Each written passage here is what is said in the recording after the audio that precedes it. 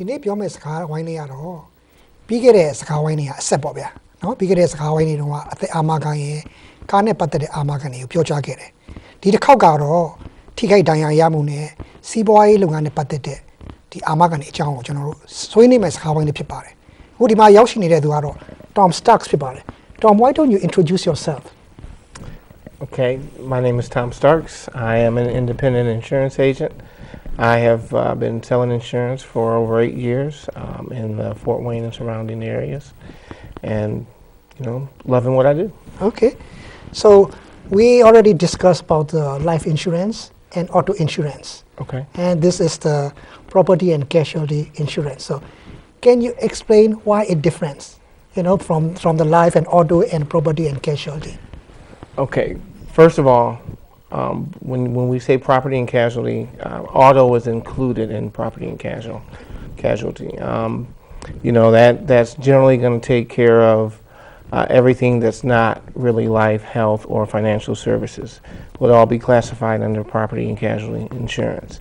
So your home, your renters, your auto, your commercial, and anything else that wouldn't be life and health or accident will be considered property and casualty. I think for our purposes today, since you've already discussed auto, we're going to talk more about the property side of things, your home owners, your renters, and those type of policies, and your commercial policies. We'll give some insight on those items. Okay, so I was a life insurance agent before. So Okay. to get the state license, you have to enter the test.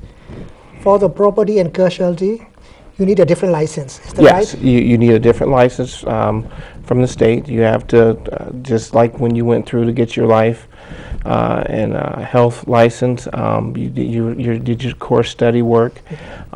You have to do the same thing for the property and casualty. You have to do your coursework, then you have to take an exam, and then once you pass that exam, you get licensed by the state of Indiana or whatever state that you want to sell those products in.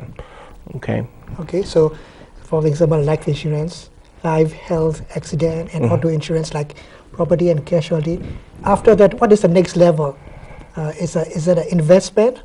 Yeah, there's financial services, okay, and there's a ton of different licenses that you can get for whatever level that you want to be selling those products for. So we have all that available at my agency, which is, we consider ourselves a full service agency. We can do it all in all the different areas of licensing. Okay, so about the property and casualty, can you start? Which one do you want to start explaining about the property? Yeah, let's talk about homeowners. Okay, so because the P&C is so broad, property and casualty is so broad. Let's kind of break it down a little bit. Okay. So we'll start with homeowners, and homeowners is like when you have someone that's buying their house or they already own a home, Okay. and now we want to get insurance for that home. Okay, that's called homeowners insurance. All right, so and what a potential client would do would call us up, and we would take the information about their home along with their personal information, and then we would quote them. We would put numbers together for them on what it would take to insure their home. Then we would sit down with them and make sure that we are all on the same page and that we're not missing anything about their home. And then, they would pay their premium based on how they rate it with whatever company we decide to write them in. As an independent agent, I can write them in a whole lot of different companies, but we try and make sure we find the best fit for them at their point in time in their life that's going to have the best coverage for the most economical price for them. Okay, so it's for the home insurance. For the homeowners. For the homeowners, what will it cover? What will it protect? For example, like if they caught a fire or anything else, or Yeah, that's going to cover them.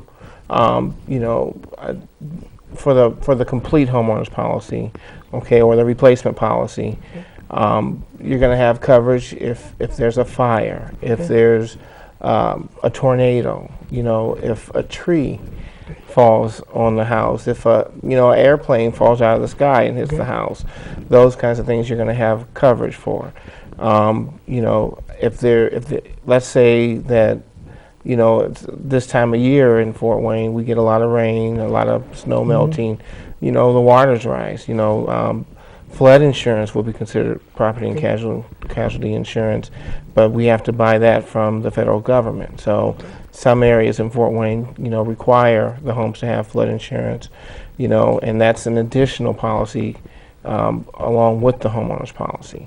So that would cover those rising waters if they would, you know, happen to come into the house and cause damage that way.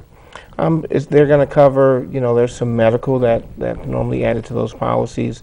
It covers your separate structures. It gives your general liability, basic liability coverage. So that, let's say if I came over and I just happened to be at your house and, you know, I came out of your front door and, you know, I slipped and fell and, you know, I broke my arm or something.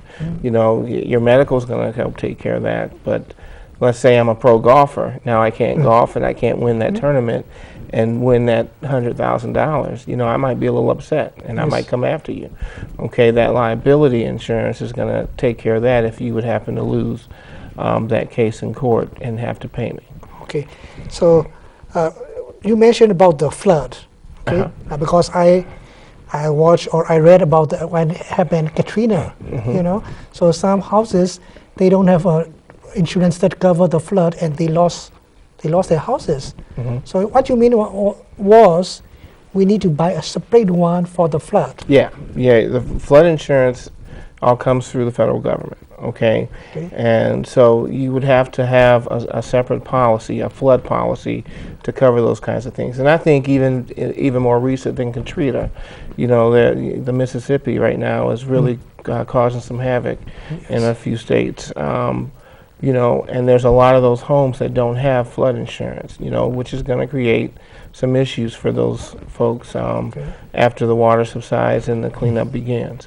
You know, so you know, you got to look at those things and weigh those decisions heavily when you're deciding whether to buy or not to buy. And you know, that's where we as agents come in. We can help with those decisions and help make sure that you understand the ramifications of those decisions if you decide to buy it or not to buy it.